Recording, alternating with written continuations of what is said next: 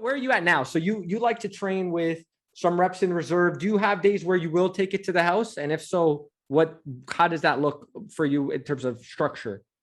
Yeah, I would say about 90% of my training is done 1 to 2 reps shy of failure. I will occasionally train to failure on certain exercises. I will maybe regularly train to failure or near failure. Like I used the example before. If I'm doing, let's say, like a preacher curl, I'm not worried about taking that to failure, that's going to cause any more recovery issues than, let's say, if I'm training a set of squats to failure. I'm obviously going to keep myself in check on those bigger compound movements. But if I'm doing an isolation exercise or a machine or something like that, it's not going to induce as much fatigue going to failure on that exercise versus, like I said, I'm not going to try to take a set of deadlifts to failure. But yeah, I would say about 90% of my training is done in that 1 to 2 reps shy of failure. And that, to me, is kind of the sweet spot where you're getting just enough out of the set, but you're not going too far with it where now you really have to micromanage recovery. Because once I start training much closer to failure or to failure every set, I have to look at every aspect of the program and make sure that I'm going to be able to recover from every single session.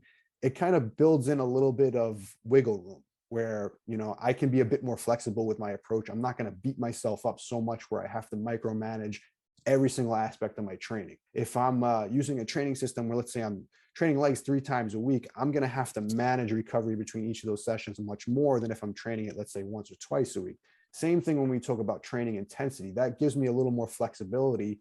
And I rather train 1 to 2 reps shy of failure, do a bit more sets, let's say, get higher quality sets out of there, rather than take every single set to failure and then potentially, like I said, burn myself out, have to take more days off the gym. When I was younger, I wouldn't want to hear this. I'd want someone to tell me, listen, go 100%. You only got a few years to make this happen. Go. And there's definitely some truth to that. You should maximize hard training when you can, but there is an element of playing the long game that should not be neglected. And that's one thing, if I could go back and look at my training early on,